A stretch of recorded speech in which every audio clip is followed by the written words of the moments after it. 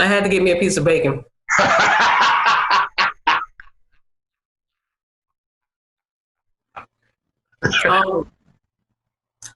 Hungry.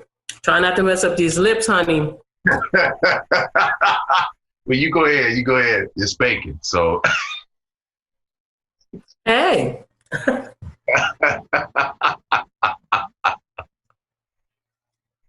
Oh my God. Working. Yes. Working curls. Work it in there.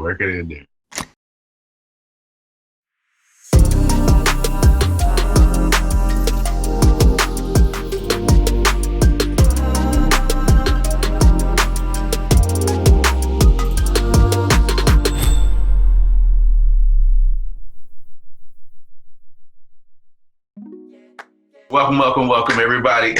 Welcome to another episode of A Performer's Perspective, where we examine the life of some of our most talented performers, actually.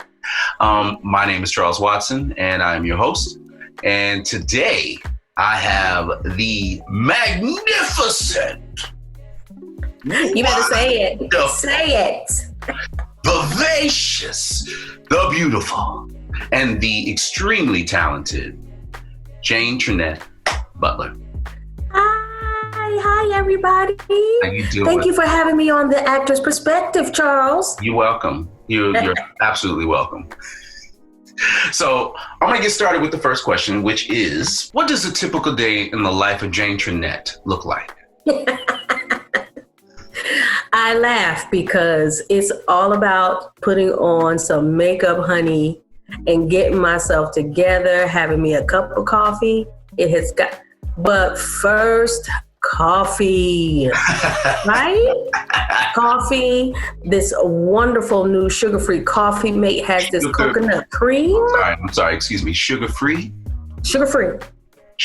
Okay. See, I'm not a coffee drinker. And so I'm like, I didn't know there was such thing. Yes. Sugar-free creamer. And I also have, I drink decaf as well because I'm all the way up. So I don't need to have a lot. Yeah. 2020. I should have turned my phone off. Really? I'm sorry. Did you get that? I sure did. Because I am a busy woman. I mean, it fit right in with what happens on a daily basis. I mean, literally, she said, because I'm all the way up. Right. Yes, I created my own ringtone. I'm not mad. Yeah, I mean. Mad. But as long as I've known you, you've always been on that level. You've always been that creative and that unique.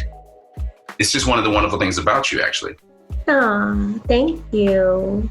I do what I can. You know, there is gifts and talents that people have that sometimes they don't use. And I need to use mine more frequently. Yeah, I think it's important. I think it's important for us to stay open and creative and just open to experience different things and to try out different things. You know, yes. As we were talking about me before I came into this platform of doing this, I was kind of nervous because, I'm so used to playing characters. I'm so used to pretending to be other people that, it actually terrified me, be myself.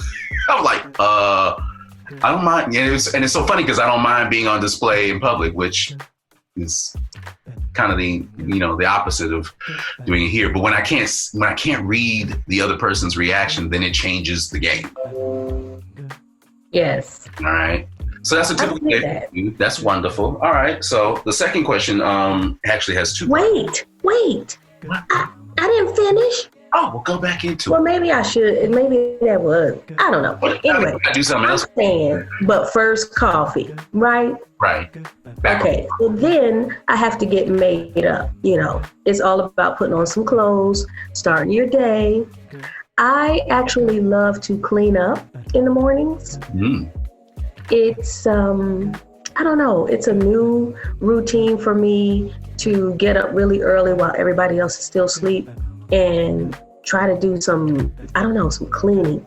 Something about cleaning, the cleaning videos, the clean with me videos, that kind of stuff. it just brings me so much peace. And I never thought, that would be my go-to for relaxation. But yeah, cleaning up some stuff, that makes me feel good. So what you're saying is when you go to sleep, your house is dirty. I'm just kidding. No, I understand. I like the jokes.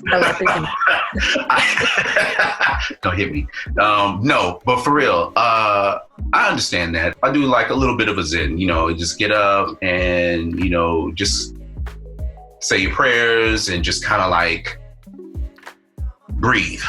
Take a moment. Yeah. Realize today is a new day. It's a fresh start. And then I grab my phone and the next thing I know, I'm on there checking my messages. And down the rabbit hole. Right. Down the rabbit hole we go. Yeah, I like to have that time to design my day. Just that peaceful place that you can find before you rush off into checking emails and getting on Instagram and posting things and, I get on myself about it, so I understand. But as long as I've known you, and for those of you that don't know, I have known Jayne now for the better part of a decade. We'll just leave it at that. We work together in different facets. And so that's a good thing, in different jobs and gigs around town and elsewhere. But as long as I've known you, you've always sort of carried that sense about yourself of getting up and being positive and finding that center, that spiritual place, that place of calm and collectedness, because we can be 100 and above most of the time. So you have to do that. You have to conserve that energy, and also. You've always talked about manifesting your destiny, always. And, it's one of the most inspiring things about you, as a matter of fact. Thank you. So how did you get into singing and acting? And if possible, which could you live without? Wow. Okay.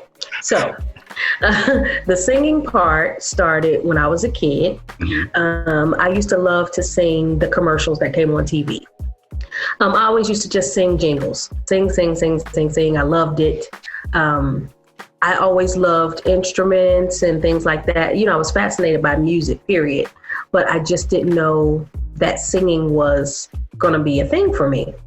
So because I used to sing to the commercials, I ended up in commercial acting school in Philadelphia. And I was doing a really good job there. I was having a lot of fun. Mm-hmm. And that was the time that I started finding out a little bit about acting. I didn't know that, these were actors on these commercials. And, I didn't know how any of this stuff worked in the past. So I kind of got into it from being in commercial school, really.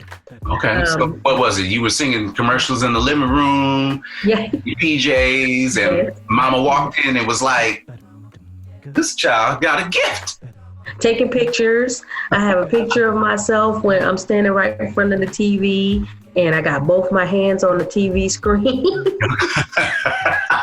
Both my little hands on the TV screen. And I'm sure I was doing that little baby bounce, that baby bounce that they do with the little diaper on. You just kind of going for it. Yeah. That's how it came over me. And so it's always been a combination for me.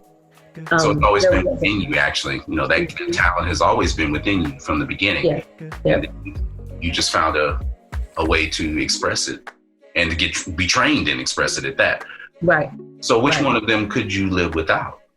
I don't want to consider a life without both. Oh.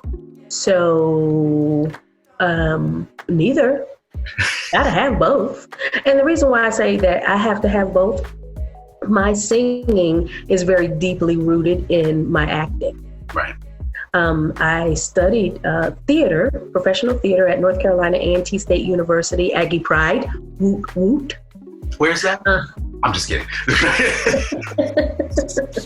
Proud HBCU. All right.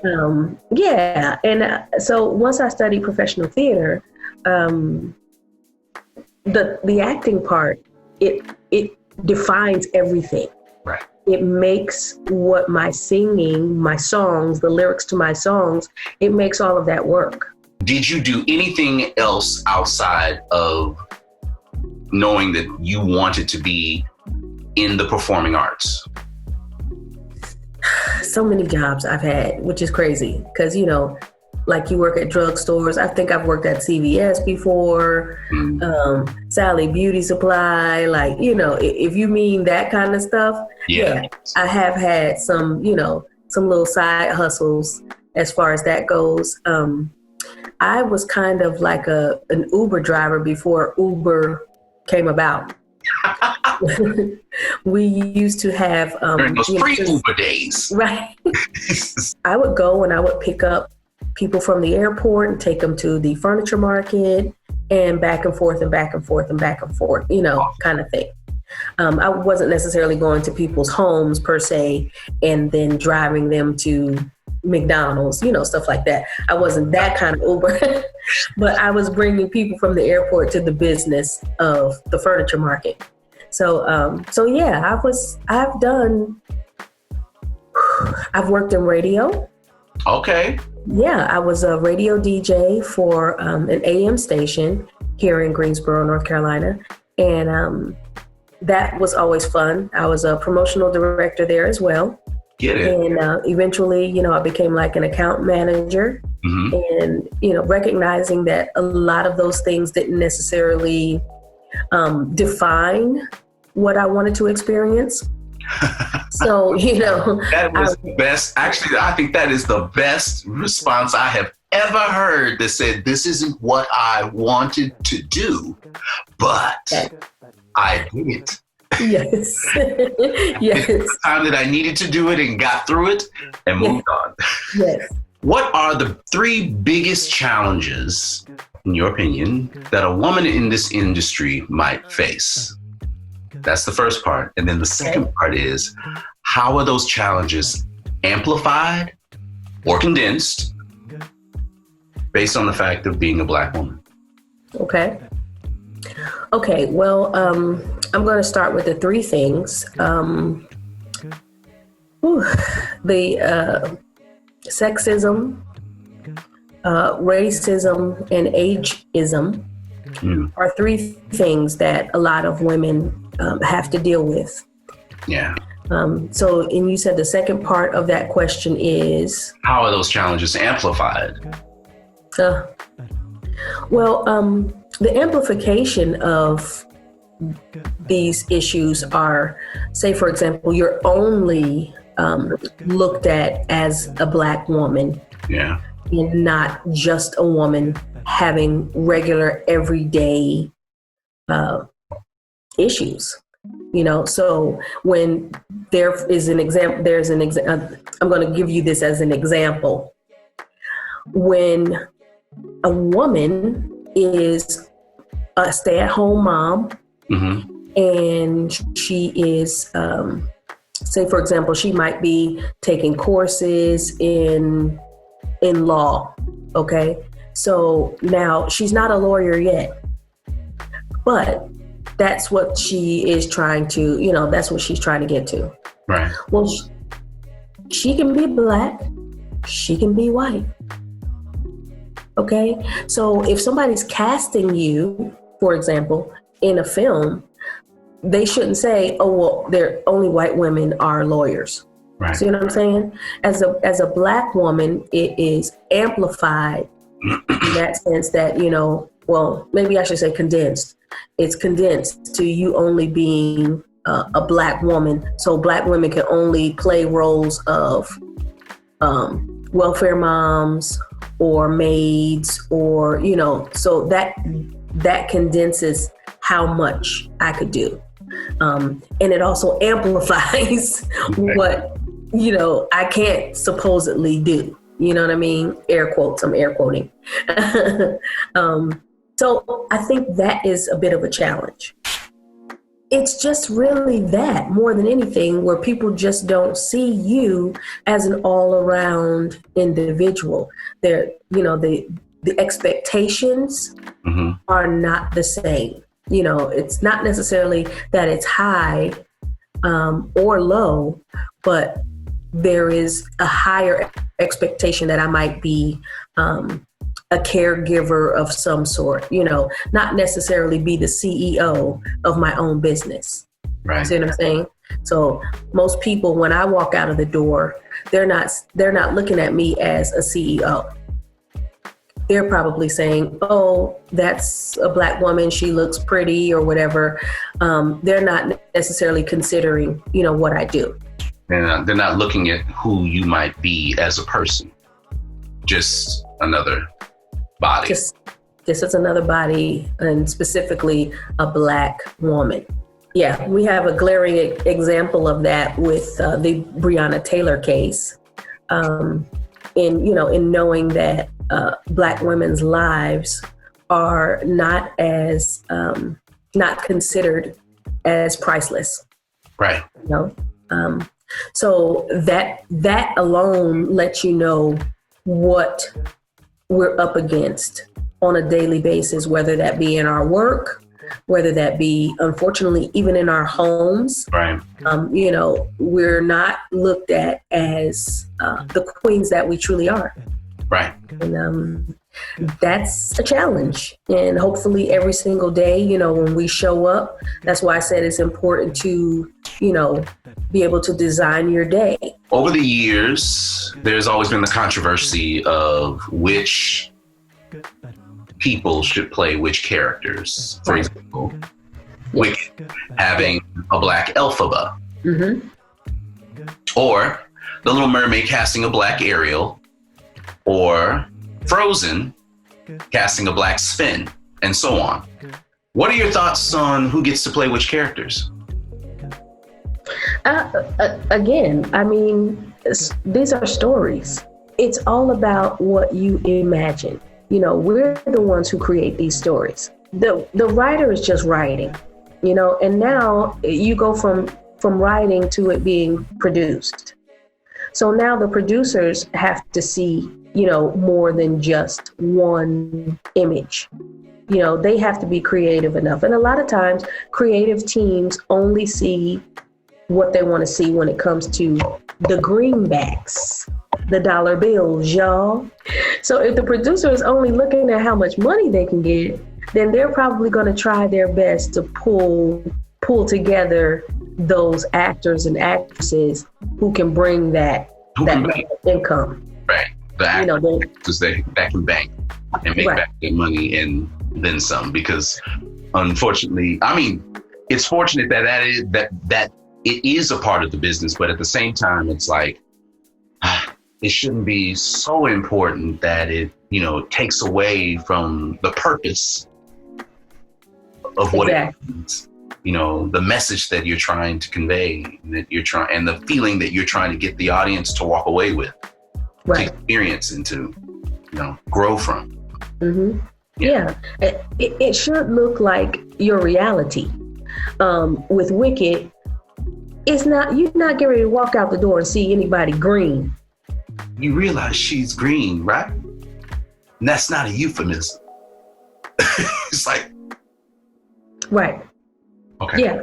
So, you're not going to walk out your door and see anybody green. So that really truly means that this show could be cast with as many, different races as, So what about musicals like The Lion King, where the main characters are of color, and they, with the exception of Scar, they're not white. And some of our friends and counterparts would feel a certain way about that, might feel a certain way about that they're not allowed to audition and portray those parts. And it's not because they're looking at, and I know from experience, some of them are not looking at it from necessarily a racial point of view. Some of them are looking at it for the experience, being a thespian, being a singer, and just being able to do that. I mean, the play means so much to them. They want to be able to give back in that way. Right. Again, I feel like it's important. A part of me, it says this, okay, this was an animated film. You had James Earl Jones's voice there, you had Whoopi Goldberg's voice. There were, just so many different people of color. But you also, like you said, you had Scar. You had, I think even the Simba, the young Simba. Oh yeah, the original animation Simba. If you use your imagination, you can find where you can have other races, in a show, other people of color in a show. Even though you don't get to see their faces, a lot of times the Pumbas are white. A lot of times the Timons are white. But you can't see their faces. Right. You see, but they're still in the show. You see what I'm saying? Where if if they keep casting Elphaba, now if she's green, nobody knows what color she is. You know what I'm saying? Yeah. Now, because people's voices don't always dictate what they look like. All right, so what's the most difficult character you've ever played? Wow. There are two of them that stand out. And it wasn't just the character, it was the overall experience being in these roles. So the first role is Motormouth Maybelle in Hairspray. Oh, and that was the one I wanted to come see you in. I know. I was so good. You should have been there. Excellent Ghost. So I did see that. Yes, you did. I like to tell people that I was so good, so they feel like they missed something. Little guilt trip. Only compounding. But yeah. Well, I feel like, in this role of Motormouth Maybelle in Hairspray, you were dealing with racial tension, trying to make sure that you were standing up for what it is that you believe, in that particular role. Mm-hmm. You believe that it's necessary for people to be integrated, and this character was a DJ, and she made sure that, she introduced music from her community to the world. Right. In her way, she was a part of the civil rights movement. Exactly. And that was challenging because, you had to play this role against other people who did not, see it your way. Right. And a slight difference of opinion. Right. And not only that, I worked with pretty much, 90% of a white crew. Right. My director was white. My director was also my choreographer. Stage management, the leadership as far as the producers, all of those people were white. And so, for some situations, it's all about just putting on a show and not really taking into account the sacrifices that people make, to be a part of shows.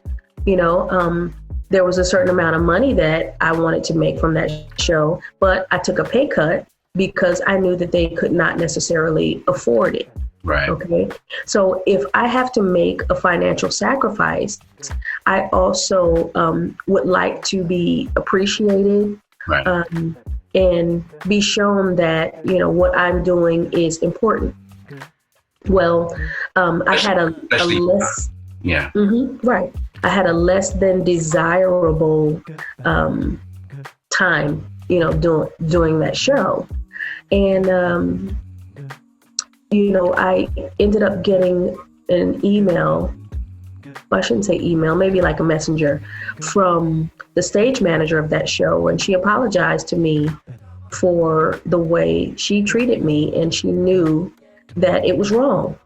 The second most difficult role was that Effie White. That was the second most difficult role that I have ever experienced. I've only done the show one time. I've wanted to do it numerous times for years and years, but I finally got cast in the role of Effie White. I saw that one too.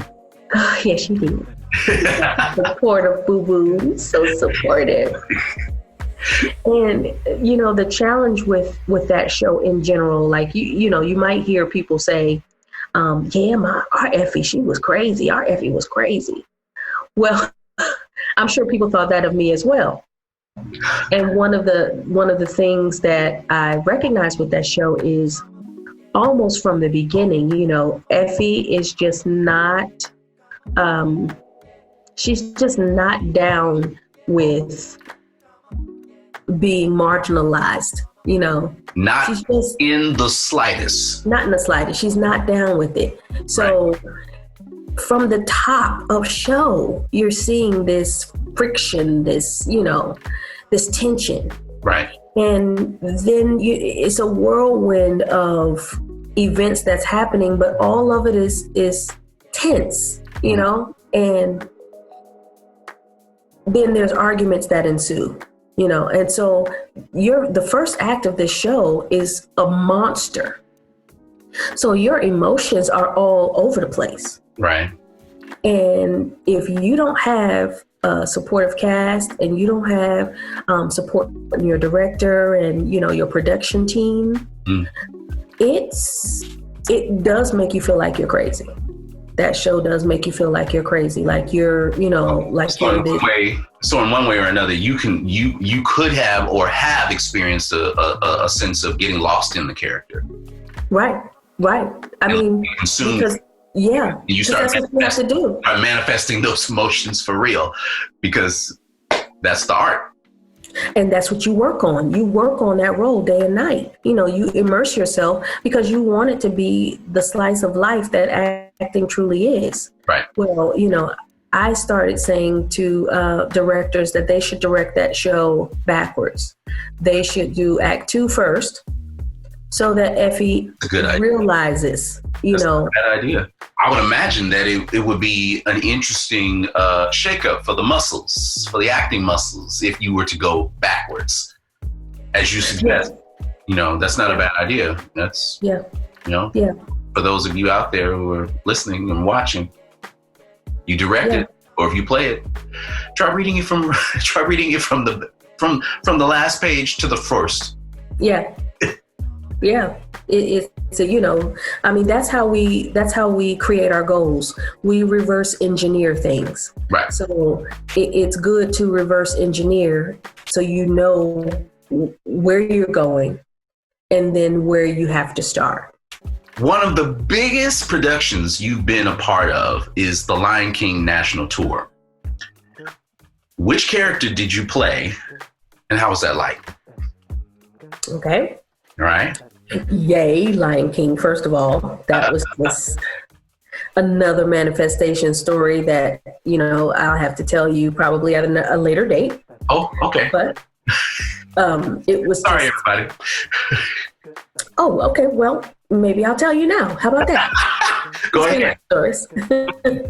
Okay.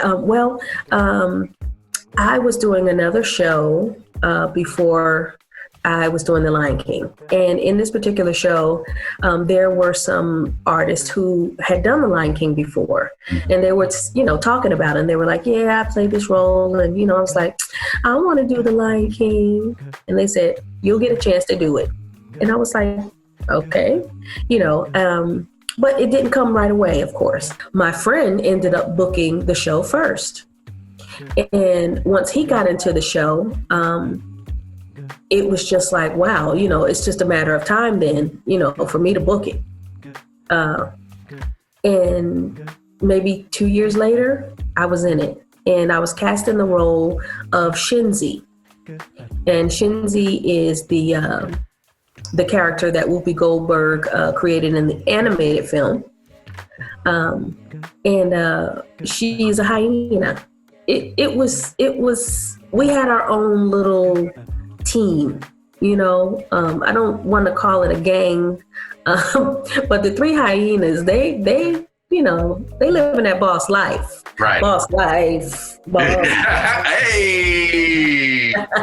Boss life. That's hashtag boss life.